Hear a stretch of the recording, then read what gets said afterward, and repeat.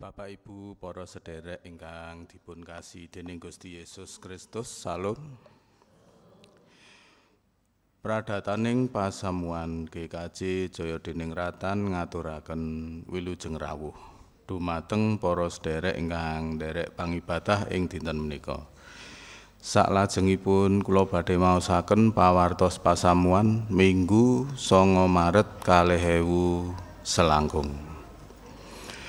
Pelados pangandika dinten menika Minggu 9 Maret 2000 selangkung.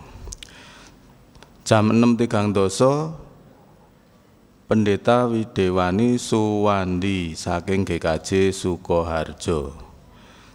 Jam 9 Ibu Pendeta Nunung Estinengyang. Jam 1 Ibu Pendeta Nunung Estinengyang.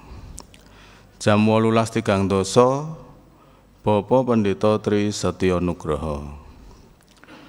Peladosan sakramen baptis anak.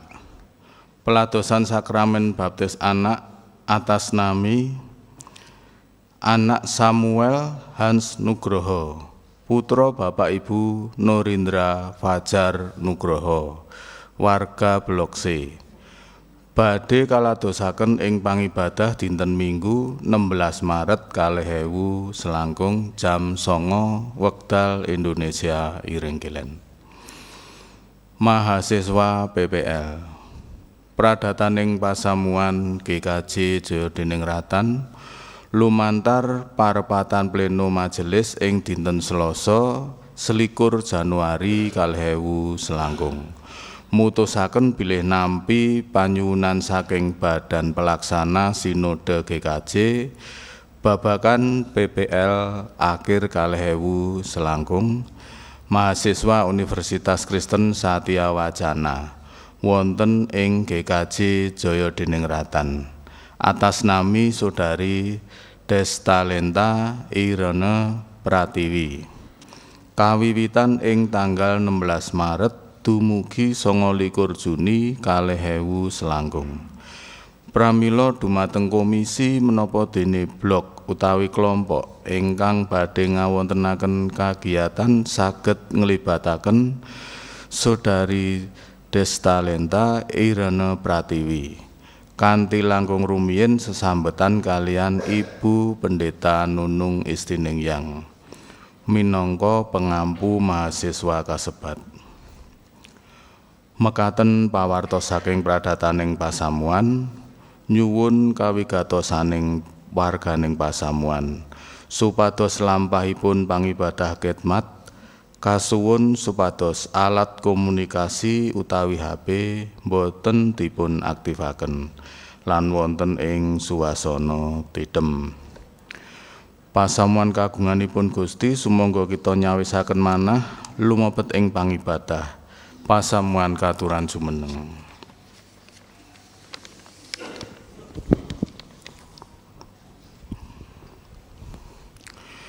Pasamuan ingkang dipun tresnani Gusti, pangibadah prapaskah kapisan menika mujudaken tandha pangucap syukur kita awit saking welas asihipun Gusti Allah.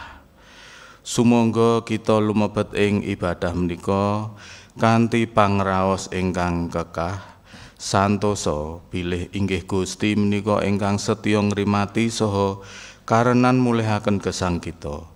Mila sumangga sesarengan kita ngluhuraken Gusti kanthi pepujening jabur Mazmur 100 bata ingkang sepisan dumugi gangsal. He bumi kabeh padha surak-surak ana ing ngarsaning Yehuwa. Padha ngabektiya marang Pangeran Yehuwa kalawan sukarena padha sowan ing ngarsane kambi surak-surak. Padha sumurupa menawa Pangeran Yehuwa iku Gusti Allah panjenengane iku kang nitahake kita lan kita dadi kagungane umate lan pepantan wedhus ngen-ngenane. Padha lumebu liwat ing gapurane kalawan memuji asmane. Lumebu ing pelatarane kalawan kidung pangalembono ngaturna pamuji syukur lan luhurna asmane. Amarga Pangeran Yehuwa iku becik Sih kasetyane iku kanggo ing salawase, lan kasetyane lestari turun temurun. Kita unjukaken pamuji syukur kanthi ngluhuraken Gusti lumantar kidung pasamuan Jawi 180 padha sepisan kaliyan 3. Puji syukur ing panggung.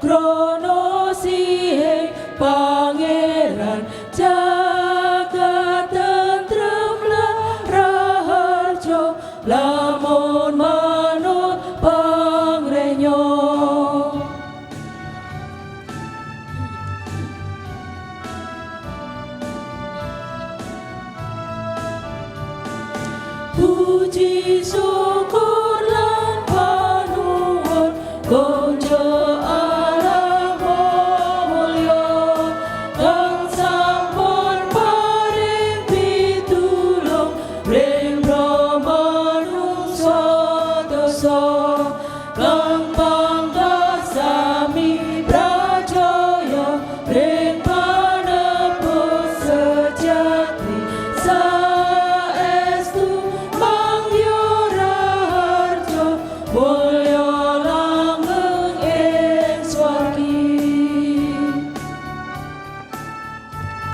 Pasamuan ingkang kinasih, kita lumebet ing pangibadah prapaskah kapisan menika kanthi pengaken.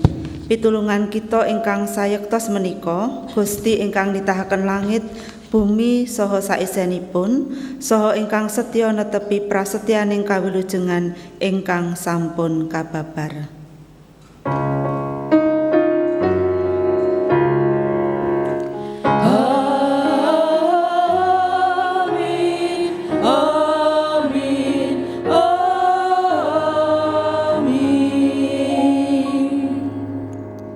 Rahmat saha tentrem rahayu saking Allah Rama kita saha saking Gusti Yesus Kristus nunggila ing para sedherek sedaya.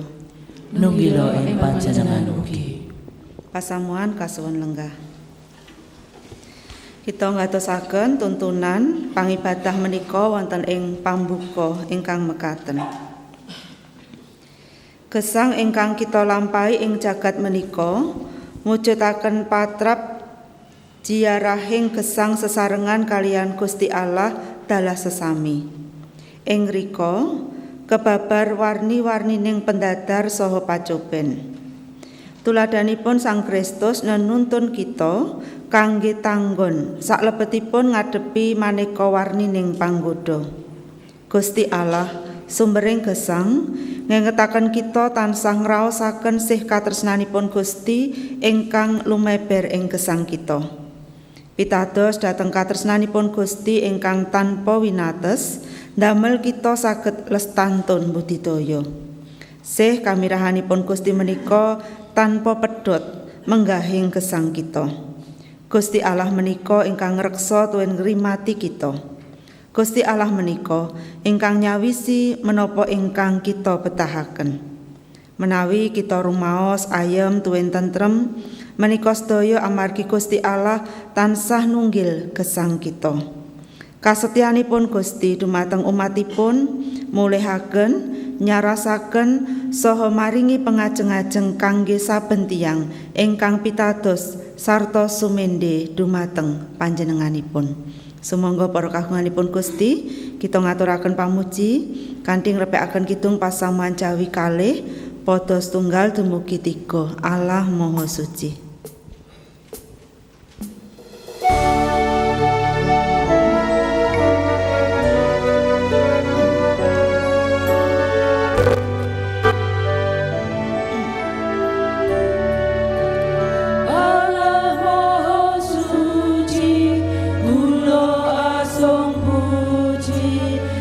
Pangibah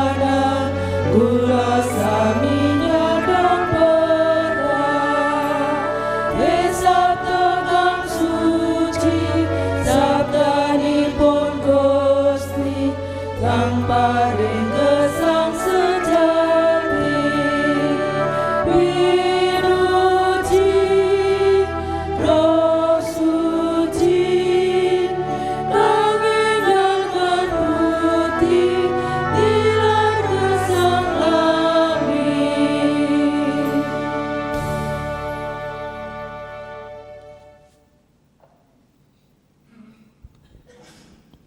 Pasamuan kagunganipun Gusti, sumangga kita ngakeni dosa-dosa kita ing ngarsanipun Gusti Yesus. Sumangga sesarengan kita raos-raosaken sabdanipun Gusti Yesus Kristus ing Lukas 11 ayatipun 26 dumugi 27 ingkang mekaten. Paring wangsulane Gusti Yesus kang katulis ing Toret kapriye? Apa kang kok waca ing kono? Atur wangsulane wong iku. Kowe tresna marang Pangeran Allahmu kalawan gumolinging nyawamu sarta kalawan sakabehing kekuatanmu apa dene kalawan gumolonging budimu. Lan marang sepapadanmu dikaya marang awakmu dhewe. Menawi kita raos-raosaken kanthi temen, boten wonten setunggal tiyang kemawon ing antawis kita ingkang kecunggah netepi dawuh menika sawetahipun. Nindakaken karsanipun Sang Rama ing swarga kebak warni-warnining panggoda. Kita enget bilih kita langkung asring boten setya dumateng Gusti. Kita asring dawah nalika maneka warni panggodaning gesang tumanduk ing gesang kita. Kita langkung asring mentingaken diri kita piyambak. Mila saking menika sumangga kanthi tulus saha kanthi sakwetahing manah kita telakaken panalongsa tuwin pamratobat ing ngarsanipun Gusti saha sesami kanthi surau sing kidung pasamuan Jawi kawandasa gangsal padha setunggal dumugi sekawan aneng ngarsane Gusti.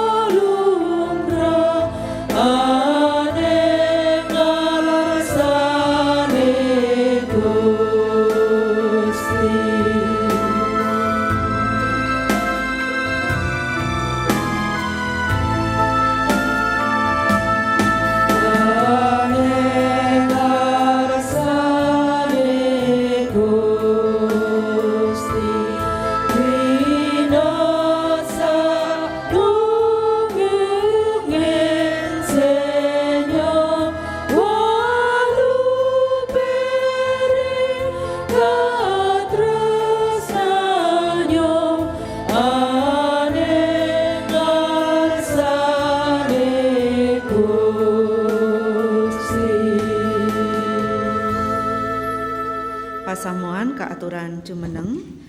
Kita badhe nampi kebabaring pawartosih rahmat saking Gusti. Awit saking sih piwelasipun Gusti ingkang tanpa winates, panjenenganipun kersa nampeni panelangsaning dosa kita. Pamratobat ingkang dipun lairaken kanthi tulus badhe mulihaken. Pramila ingkang maha tresna nindakaken pangapunten tuwin panebusing dosa lumantar pakaryanipun ingkang luhur saha mulya. Wekdal sakmenika tampenana sabda wonten ing Rum gangsal ayat 8 lan 9. Nanging Gusti Allah wis ngatingalake siye marang kita, awit Sang Kristus wis nglampahi seda kanggo kita nalika kita isih padha kawengku ing dosa. Apa meneh saiki kita wis padha kabenerake sarana rae, wis mesti bakal luput saka ing bebenduning Allah.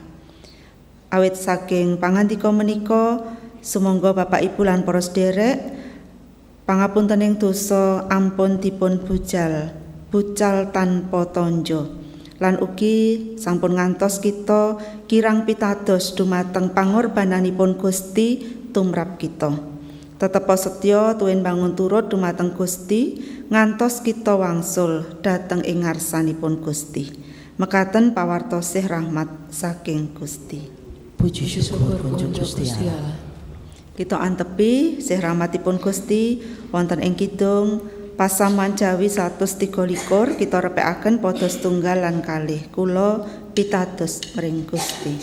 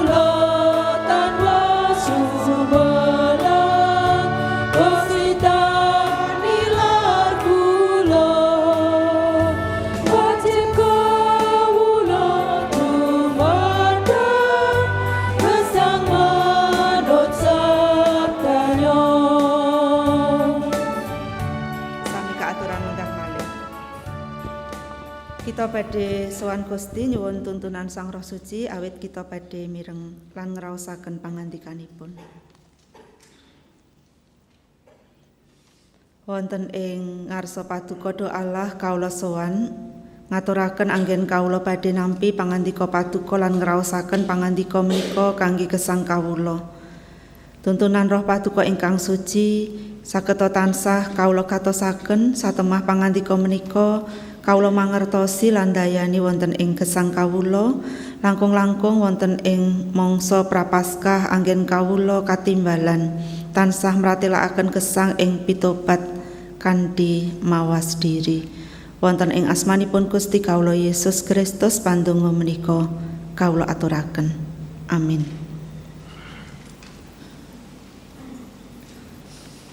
Kita ngitungaken kidung pasaman Jawi 192 pada setunggal.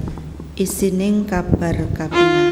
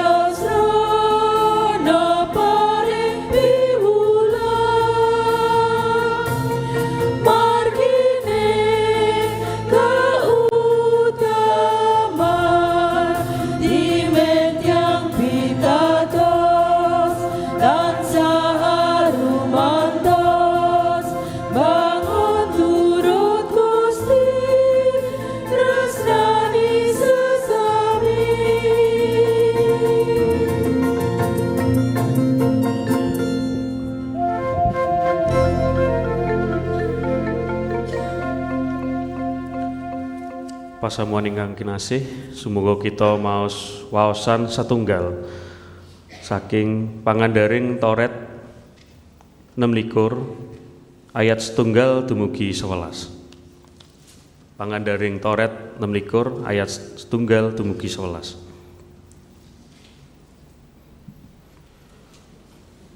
Ana dene samangsa kowe wis kelakon lumebu ing nagara kang diparingake dening Pangeran Yehwah Gusti Allahmu marang kowe minangka tanah pusakamu sarta wis kok ejeki lan kok nggoni kowe banjur njupuka wiwitaning pametuning bumi kang wis kok lumpukake saka ing palemahanmu peparinge Pangeran Yehwah Gusti Allahmu marang kowe iku wadahana ing kranjang banjur gawonen menyang panggonan kang bakal dipilih dening Pangeran Yehwah Gusti Allahmu kagem padalemaning asmane banjur seboa marang ngarsane imam kang jumeneng ing wektu iku sarta matura mangkene ing dinten menika kula ngaturi uninga wonten ing ngarsanipun Pangeran Yehwah Gusti Allah panjenengan bilih kula sampun lumebet ing nagari ingkang sampun dipun prasetyakaken dening Sang Yehwah klayan supaos dhateng para leluhur kula yen badhe dipun paringaken dhateng kita. Imam mau tumuli nampanana kranjang mau saka ing tanganmu sarta didukokna ing ngarepane misbiahe Pangeran Yehwah Gusti Allahmu. Kowe banjur nglairna pangaku ana ing ngarsane Pangeran Yehwah Gusti Allahmu mangkene. Leluhur kawula rumiyin menika tiyang Aram, tiyang Lembara, lajeng kesah dhateng Mesir kanthi mekta brayat sakedhik. Dados tiyang neneka wonten ing ngriku, mangka wonten ing ngriku lajeng dados bangsa ingkang ageng, kiyat sarta kathah cacahipun. Nalika tiyang Mesir nganiaya lan nindes dhateng kawula sedaya, kula dipun atrapi padamelan ingkang awrat. Ing ngriku kawula lajeng sesambat dhateng Pangeran Yehwah Gusti Allahipun leluhur kawula. Pangeran Yehwah inggih lajeng nyembadani ing pasambat kawula. Tuwin mirsani ing kasangsaran lan rekaos kawula saha anggen kawula sami katindes. Sang Yehwah tumunten ngentasaken kawula saking tanah Mesir kanthi asta ingkang rasa saha klayan lengen ingkang kauluaken. Punapa dene srana kasekten ingkang gegirisi sarta srana pratandha-pratandha tuwin mukjizat-mukjizat. Lajeng kawula dipun bekta mriki sami kaparingan nagari menika, nagari ingkang luber puan lan madu. Milonipun ing samangke kawula nyaosaken wiwitaning pamedalipun Siti peparing paduka dhateng kawula menika, Duh Yehuwah. Saose mangkono sesaosanmu mau selehna ana ing ngarsane Pangeran Yehuwah Gusti Allahmu. Lan kowe banjur sujud ana ing ngarsane Pangeran Yehuwah Gusti Allahmu. Karo maneh kowe bungah-bungaha bab ing ngatasé kadarman peparinge Pangeran Yehuwah Gusti Allahmu. Marang kowe dalah sakukubaning omahmu. Ya kowe dalah wong Lewi lan wong bangsa liya kang neneka ana ing tengahmu. Makaten pangandikanipun Gusti.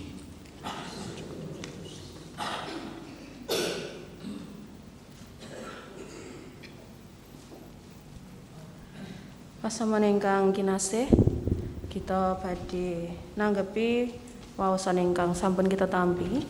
Kanthi sesautan kita maos Jabur Mazmur 121 ayatipun 1 kalih kalajengaken ayat 9 dumugi 16. Wong kang dumunung ana ing pangaubane kang moh luhur lan nginep ing pangayomane kang maha kuwasa, iku bakal nyebut marang Yehuwah mangkene, pangungsen saha beteng kawula, Gusti Allah kawula ingkang kawula andhelaken. Amarga Pangeran Yehuwah iku dadi pangayomanmu, Kang maha luhur iku wis kadadekake pangaubanmu. kowe ora bakal katempuh ing bilai, Sarta ora ana wewelak kang nyedhaki tarukmu. awit Pangeran bakal ndhawuhi para malaikate ing atase kowe, Supaya rumeksa marang kowe ana ing sakehing dalanmu. kowe bakal ditadhahi ing tangane, Supaya kowe aja nganti kesandung ing watu. singa lan ula bedudak bakal padha kok langkai, Singana lan ula naga bakal kok idak-idak. sanyata sarene rumaket marang ingsun, mulane bakal sun luari, Bakal sun pageri santosa awit wanuh marang asmaningsun. yen sesambat marang ingsun bakal sun sembadani, Ing sajroning karubetan bakal sun kanthi, bakal sun entasake lan sun luhurake. bakal sun wareki kalawan umur dawa, Lan karahayoning sun bakal sun tedahake marang dheweke.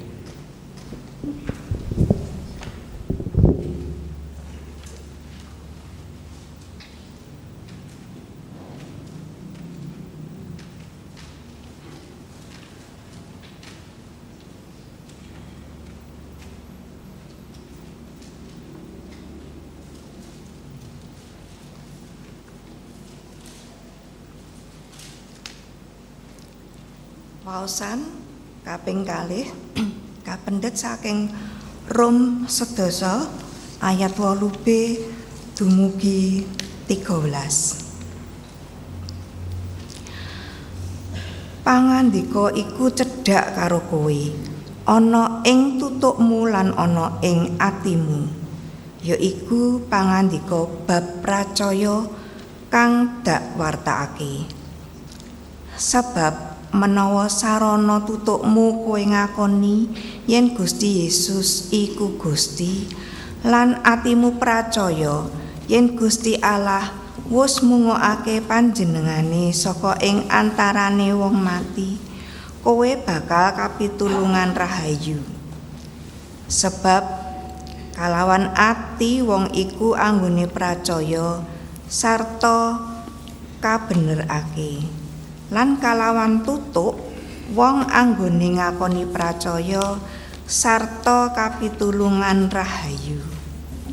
Awit kitab suci ngendika mangkene, sapa kang pracaya marang panjenengane ora bakal kewirangan. Sebab wong Yahudi lan wong Yunani iku ora ana bedane. Ujar Gusti Allah mung siji, kang dadi gustine wong kabeh sarta luber kadarmane marang sadengah wong kang padha nyebut marang panjenengane. Awet dene sapa kang nyebut asmaning pangeran bakal kapitulungan rahayu. Makaten pangandikanipun Gusti. Wawasan pangandika saking Injil kita gatosaken saking Lukas 1 ayat 1 dumugi 13. Lukas 1 ayat 1 dumugi 13. Gusti Yesus kang penuh ing Roh Suci wangsul saka pengawan Yarden banjur kapurukake dening Roh Suci menyang ing ora-ora Samun. Ana ing kono lawase 40 dina lan banjur kagodha dening iblis. Sajroné ana ing kono iku panjenengane ora dahar apa-apa sarta sawise iku kraos kerapan. Iblis nuli matur marang Gusti Yesus, menawi panjenengan putraning Allah, sumangga sela menika kadhawuhana dados roti. Paring wangsulane Gusti Yesus, apa ana tulisan mangkene, uripe manungsa iku ora mung saka roti wae. Iblis tumuli nambut Gusti Yesus munggah ing papan kang dhuwur sarta banjur nedahake krajan ing jagat marang panjenengane ing sekedhap netra. Iblis nuli matur, panjenengan badhe kula caosi panguwaos menika sedaya dalah kamulyanipun, awit menika sedaya sampun dipun pasrahaken dhateng kula, saha kula saged nyukakaken dhateng sinten ingkang kula kajengaken. Milanipun menawi panjenengan nyembah dhateng kula, sedaya menika badhe dados kagungan panjenengan. Nanging Gusti Yesus mangsuli pangandikane, ana tulisan mangkene, Pangeran Allahira iku kang kudu sira sembah, sarta iya mung panjenengane iku kang kudu sira abekteni. Sawise iku iblis tumuli nambut Gusti Yesus menyang ing kutha Yerusalem lan kaju menengake ing wuwunganing padaleman suci banjur matur, menawi panjenengan putraning Allah, sumangga kula aturi anjlok saking riki mengandhap, awit wonten seratan mekaten, tumraping sira panjenengane bakal dawuh marang para malaikate supaya rumeksa marang sira, lan iku bakal padha nadahi sira ana ing tangane supaya sikilira aja nganti kesandung ing watu. Paring wangsulane Gusti Yesus ana pangandika mangkene, sira aja nyoba marang Pangeran Allahira. Iblis sawise rampung panggodane banjur mundur saka ing ngarsane sumedya angon mangsa. Mekaten Injilipun Gusti Yesus Kristus ingkang rahayu inggih menika tiang-tiang ingkang mirengaken sabdanipun Gusti saha ingkang ngatosaken tuwin nindakaken kanthi setya ing gesang padintenan. Hosiana.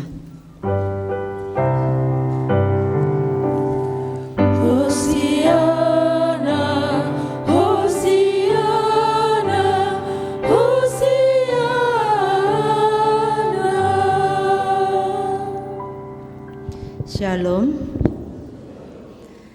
Para kagunganipun Gusti ingkang kinasih, kita sampun lumebet wonten ing minggu kapisan Prapaskah lan menawi kita ngatosaken nyambungaken kalian tema pangibadah Rabu Abu, kita wonten ing pangibadah Rabu Abu menika ngraosaken tema timbalan pamratobat kanthi mawas diri. Wonten ing mangsa Prapaskah menika pancen minangka para kagunganipun Gusti kita dipun emutaken supados mratelakaken gesang ing saklebeting pamratobat, supados saben dinten gesang kita menika sangsaya nyondongi ing kersanipun Gusti. Ananging Bapak Ibu lan para sedherek ingkang kinasih, kita nglengganani bilih gesang kita wonten ing jagat minangka manungsa menika pancen taksih nggadahi kabetahan. Kita gesang ugi nggadahi pepinginan. Kita gesang ugi asring nggadahi hawa nepsu ngaten nggih ingkang dadosaken kita menika menawi boten mawas diri berhati-hati pancen naminipun dosa utawi tumindak ingkang cengkah kalian kersanipun Gusti menika taksih asring kita tindakaken. Menapa malih Bapak Ibu lan para sedherek pangandikanipun Gusti ugi nyethakaken mratelakaken bilih iblis menika panguwaos ingkang boten nate kendel. Iblis menika terus bekerja pados kesempatan supados kita menika dawah malih wonten ing saklebeting dosa. Dados iblis itu bekerja siang malam nggih, panas dan hujan. Ing menapa kemawon kawontenan tansah sregep anggenipun nyambut damel mencari kesempatan. Pramila wonten ing pangandika kala dipun ngendikaaken angon mangsa, cari waktu yang tepat, mundur mboten menyerah nggih, nanging tunggu waktu lagi. Serangan pertama gagal, serangan kedua ngaten nggih. Serangan kedua gagal ya ketiga. Serangan ketiga gagal keempat. Iki ditawani duit kok ora gelem. Tawani kedudukan ya ora gelem. Basan ditawani sing ayu benten melih gitu. Kelemahan tiap orang berbeda Bapak Ibu Saudara. Pramila menawi kita ngatosaken wonten ing pangandika menika kita kaemotaken wonten satunggaling tulodo supados kita nuladani kados pundi Gusti Yesus nalika ngadepi panggoda. Wonten ing pangandika kala ingkang sepisan sak sampunipun Gusti Yesus siyam sekawan dasa dinten. Gusti Yesus kerapan, lapar, luwe. Tegesipun Gusti Yesus menika ugi wonten ing kamanungsanipun betahaken dahar sak sampunipun siyam sekawan dasa dinten. Lan solusi ingkang dipun aturaken iblis dumateng Gusti Yesus menawi panjenengan putranipun Allah monggo dadosaken sela menika dados roti. Ada cara yang bisa dilakukan untuk menjawab kebutuhan. Tang Gusti Yesus paring pangandika jawab menapa ingkang dados aturipun utawi pacoben saking iblis menika. Kanthi ngendika ing ayat sekawan paring wangsulane Gusti Yesus ana tulisan mangkene uripe manungsa iku ora mung saka roti wae. Pangandika menika menawi kita gatosaken Bapak Ibu para sedherek menika kapetik saking kitab Pangandaring Toret utawi Ulangan nggih. Lan cariyosipun menika bab nalika bangsa Israel wonten ing ora-ora samun. Bangsa Israel menika mboten bertani, mboten panen, nanging nyatanipun saben dinten Gusti maringaken mana. Ingkang ngengetaken tumrap tiyang Israel bilih sumbering berkat menika Gusti Allah. Menawi tiyang Israel menika mbangun turut dumateng Gusti, tentu badhe kacekapan ing kabetahanipun, tidak perlu kuwatir. Ananging kadang kala manungsa pados margi ingkang gampil, singkat. Pramila nggih kanthi cara-cara ingkang boten prayogi, kadang kita menika mburu menapa ingkang dados kabetahan gesang kita padintenan. Lan wonten ing pangandika menika Gusti ngengetaken nalika tiyang menika ngugemi saestu pangandikanipun Gusti, hidup bukan hanya dari roti saja. Ananging wonten ing pangandikanipun Gusti tiyang menika ngantepi lan badhe nampi menapa ingkang dados prasetyanipun Gusti. Gusti Yesus saged kiyat badhe pun kerapan ngaten nggih, sudah sangat lapar. Kula mbayangaken nggih Bapak Ibu, puasa 40 hari. Niku kinten-kinten raose kados pundi? Tidak makan, tidak ngangge buka lho nggih. Mboten ngangge buka lho nggih. Nek ngangge buka benten nang bukane kolak, es krim, terus mengke ngangge sate napa nggih. Terus sehari tidak makan, yang semalam makan 5 kali pun namung pindah jam ngoten nggih. Menika mboten ngangge buka, tapi tetap minum ngendikanipun nggih. Tetapi tidak makan 40 hari. Mestipun ngintir-intir ngaten nggih. Ampun ngendika bilih lah kan Gusti ya kuat gitu. Dalam kemanusiaannya sama dengan kita. Nggih menawi luwih nggih kepengin dahar menika. Nanging Gusti ingkang dipun cepengi menika pangandika pramila dikuatkan. Lan menawi kita maos nyatanipun pancen bibar menika pangrimatipun Gusti Allah nyata nggih ingkang ngintun kacekapan wonten ing kabetahanipun Gusti. Lan ingkang angka kalih Bapak Ibu lan para sedherek, iblis menika lajeng beto Gusti Yesus wonten ing panggenan ingkang nginggil, lajeng dipun ketinggalaken sedaya ingkang wonten ing jagat ing gebyaripun jagat. Lan iblis menika matur menawi panjenengan nyembah dhateng kula, dhateng iblis, sedaya menika badhe kula aturaken. Bapak Ibu lan para sedherek ingkang kinasih, menawi karaosaken sejatosipun ingkang kagungan sedaya menika kamulyan, kasugihan, jagat menika iblis utawi Gusti. Gusti ingkang nitahaken jagat sak isinipun menika Gusti Allah.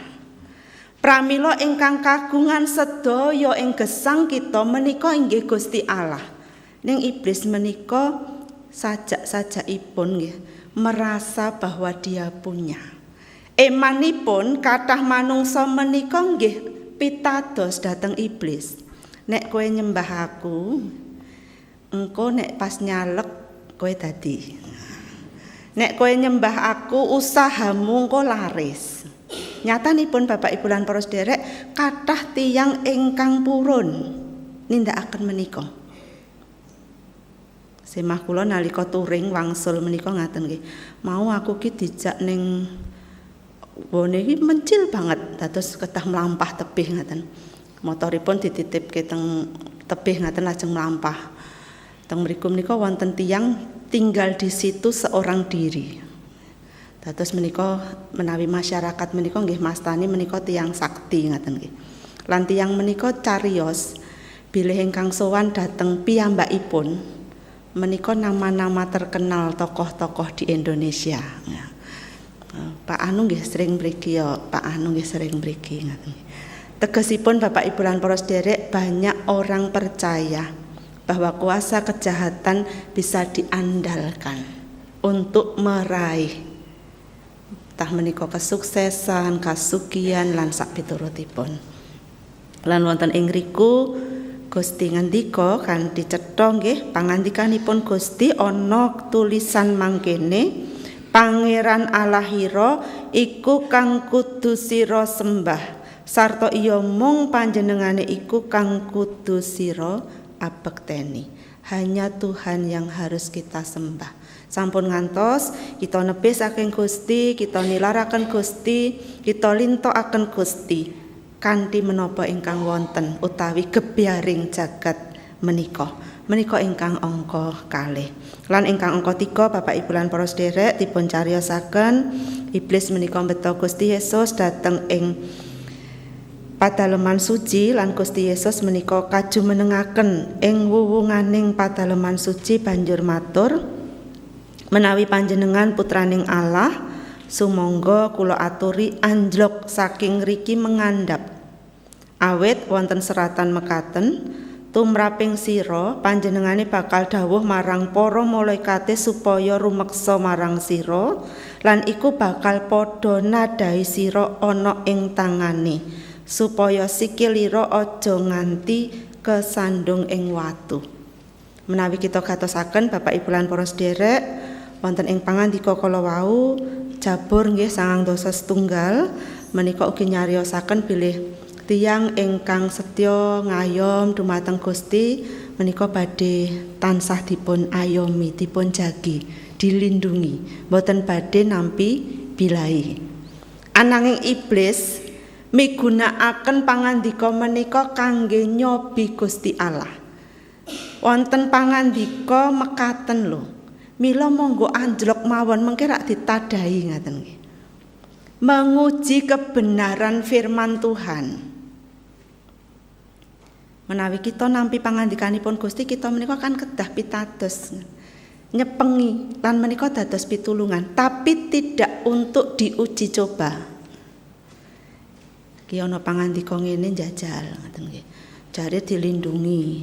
Jadi misalnya aku ana penyakit ora manut karo Gusti Allah ya ora apa-apa, ora manut karo dokter, aku kan orang kesayangan Tuhan. Saya pasti akan dilindungi. Menika menguji nggih. Kalau Tuhan memang baik, Tuhan memang berkuasa menjaga saya akan menika melakukan itu supados ketinggal bilih nyoto lho pangandikanipun Gusti itu benar. Menika nyobi dumateng Gusti Allah. Pramila Bapak Ibu lan para sedherek, Gusti paring pangandika, sira aja nyoba marang Pangeran Allahira. Para kagunganipun Gusti, pancen kita aben ajeng kalian panggoda. Nanging tulodo saking Gusti Yesus menika sageta dados tuntunan wonten ing gesang kita supados kita mimpang saking ing panggoda. Sampun ngantos kita menika kawon saking panguwasing dosa, awit tentu menawi kita ngendhelaken Gusti, kita badhe kapitulungan kangge saged mimpang ngadepi sedaya panggoda. Monggo nglampahi mangsa prapaskah menika tansah waspada supados kita mboten dumawah ing dosa. Gusti berkahi kita. Amin. Kaaturan wekdal ening.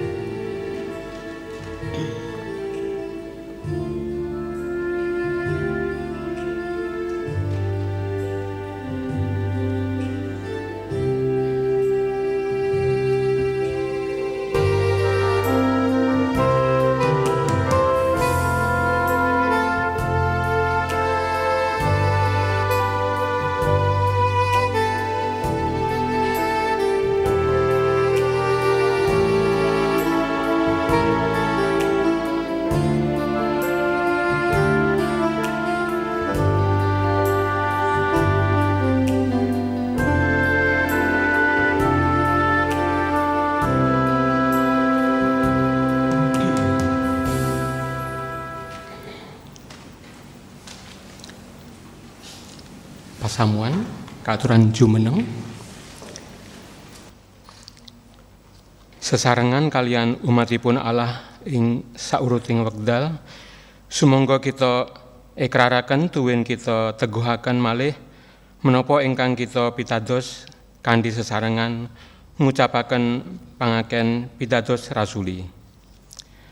Kawula pitados dhateng Allah Sang Rama ingkang Maha Kawasa ingkang nitahaken langit kalian bumi, inggih pitados dhateng Yesus Kristus ingkang putra ontang-anting Gusti kawula, ingkang kabobotaken dening Roh Suci, miyos saking prawan Maryam, ingkang nandhang sangsara nalika jumenengipun Pontius Pilatus, kasalib nglampahi seda lajeng kasarekaken tumedak dhateng ing teleng palimengan. Ing tigang dintenipun wungu malih saking antawisipun tiyang pejah. Lajeng sumengko dhateng ing swarga, pinarak wonten ing tengenipun Allah Sang Rama ingkang Maha Kawasa. Saking riku inggih badhe rawuhipun ngadili tiyang ingkang gesang kaliyan ingkang pejah. Kawula pitados dhateng Roh Suci, kawula pitados wontenipun pasamuan Kristen satunggal ingkang suci sarta Ratin. Inggih patunggilanipun para suci. Menapa dene pangapuntening dosa, tanginipun raga sarta gesang langgeng. Sumangga lenggah mat. Kita sowan wonten ing ngarsanipun Gusti kangge ngaturaken pandonga syafaat. Sumangga kita ndedonga. Ngaturaken panuwun syukur kunjuk dumateng Paduka Duh Allah, kawula sampun ngraosaken pangrimat Paduka wonten ing pangibadah wekdal menika. Kawula ugi sampun nampi pangandika Paduka Kawula kaemutaken Duh Gusti supados kawula tansah waspada wonten ing panggoda ngadepi mawarni-warnining panggoda wonten ing gesang menika. Kawula ngendhelaken pitulungan paduka lan tulodo Gusti Yesus ingkang sampun mimpang saking panggoda tansah saged ndayani wonten ing gesang kawula.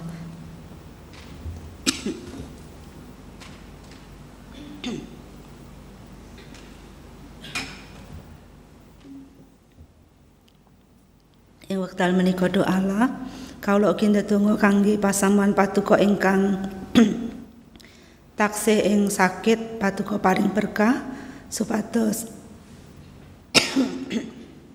saged enggal nampi kesarasan peparing paduka.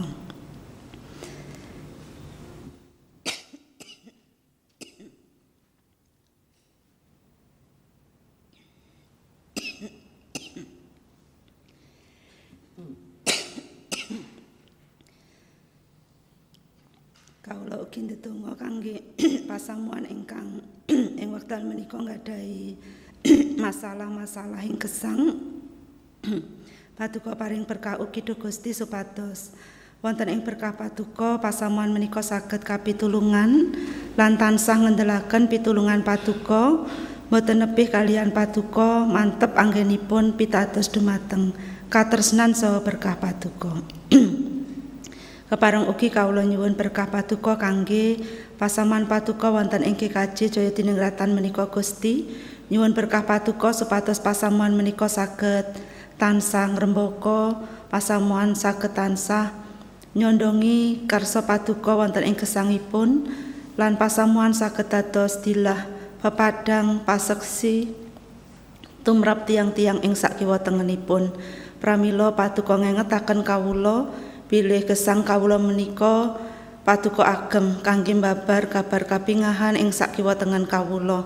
Satemah kawula saged tansah mawas diri supados kawula boten dumawah wonten ing gesang ingkang tebih kalian karsa paduka.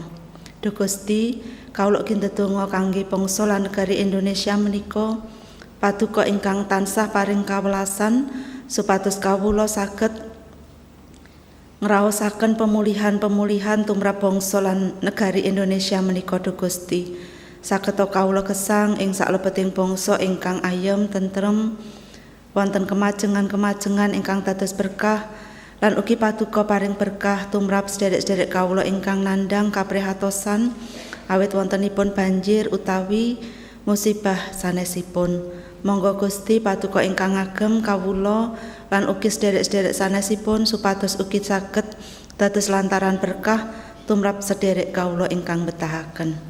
Doalah menika pandonga kawula ingkang kawula aturaken wonten ing Gusti Yesus Kristus. Amin.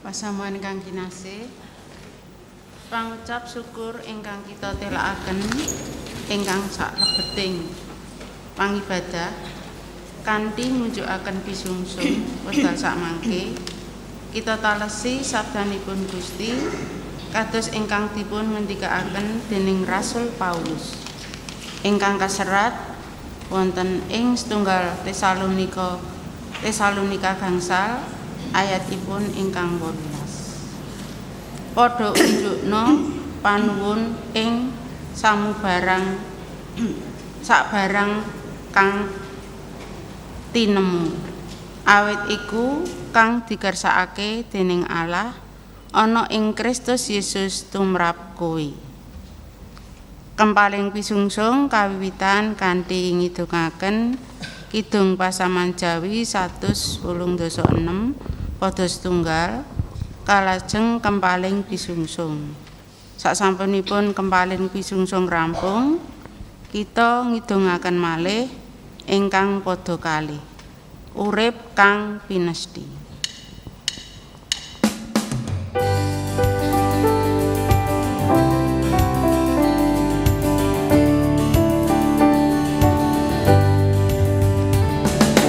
Urip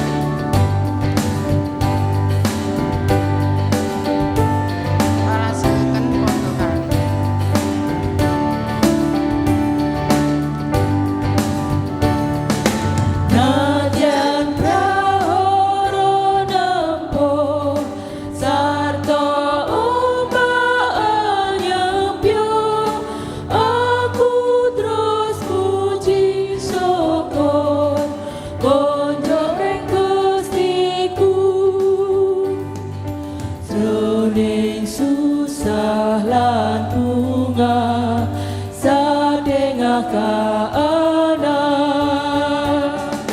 Aku angitung memuji syukur yeku karsanyo.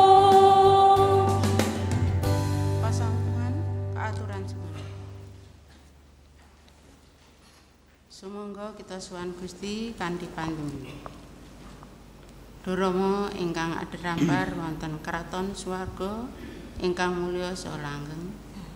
Ipaduka ingkang tansah kawula bekteni lan kawula sembah wonten pangorbananipun Gusti kawula Yesus Kristus. Kawula suwan malih Gusti wonten pada paduka kawula ngaturaken agunging panuwun. Kawula sampun nderek pangibadah ing siang menika lan Gusti nggih sampun berkahi lan kawula nggih pareng nampi pangandika paduka ingkang kita kedah waspada anggenipun kita nglajengaken gesang. Kawula nyuwun Gusti Roh Paduka ingkang suci tansah nuntun lan berkahi supados gesang kawula menika ndondongi karsa paduka. Duh Pangeran kawula nggih ngaturaken panuwun awit pangibadah ing siang menika sampun rampung lan sedaya kalampahan kanthi prayogi awit berkah paduka. Kawula sekedhap malih badhe suwang-suwangan wangsul wonten griya kawula piyambak-piyambak kawula nyuwun berkah paduka. Ing satengahing ibadah menika Gusti kawula nggih ngaturaken pisungsung kagem Gusti. Mugi Gusti paring berkah lan nyucikaken supados pisungsung menika saged kagem ngadosi wonten ing pasamuan KKJ Jodiningratang. Kawula nggih masrahaken sederek kawula ingkang tinanggenah nanjakaken pisungsung menika nggih paduka paringi kawicaksanan lan Gusti tansah berkahi supados sedayanipun namung kagem ngluhuraken asma paduka. Duh Pangeran pandonga lan panjenengan menika kala suwun wonten asmanipun Gusti kawula Yesus Kristus ingkang sampun paling piwulang donga Rama kawula. Duh Rama kawula ingkang wonten ing swarga, asma paduka mugi kasucikaken, kraton paduka mugi rawuh, karsa paduka mugi kalampahan wonten ing bumi kados dene wonten ing swarga. Kawula mugi paringi rejeki kawula sakcekapipun ing dinten menika, saha paduka mugi ngapunten kalapatan kawula kados dene kawula inggih ngapunten ing tetiang ingkang kalapatan dhateng kawula. Menapa dene kawula mugi sampun ngantos katantukaken dhateng ing panggoda, nanging mugi sami paduka uwalaken saking piyawon. Awit dene paduka ingkang kagungan kraton saha wisesa tuwin kamulyan salami-laminipun. Amin. Pasamuan tetap keaturan jumeneng.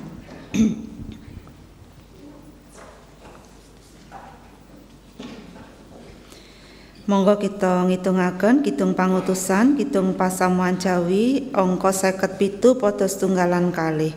Nikmating donya nggodha ati. Yeah.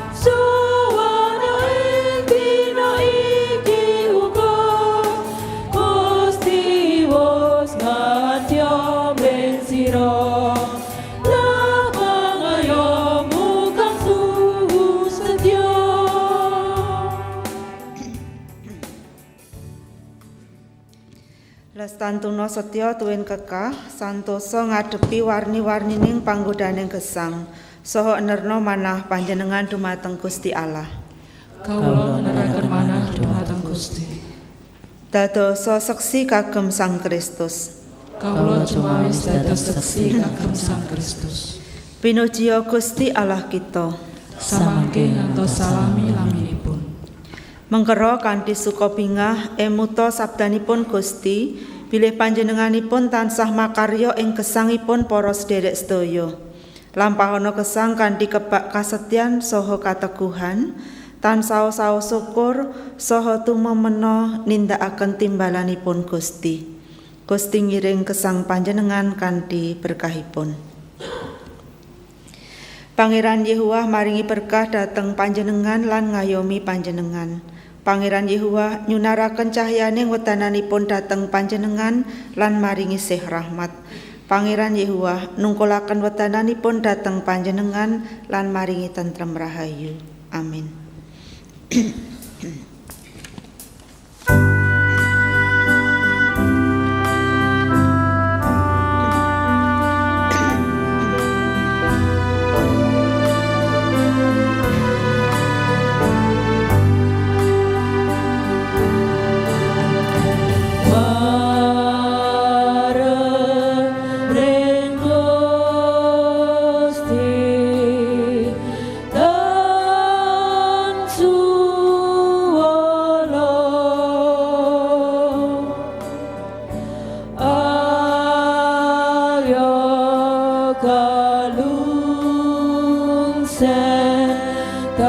Tadalu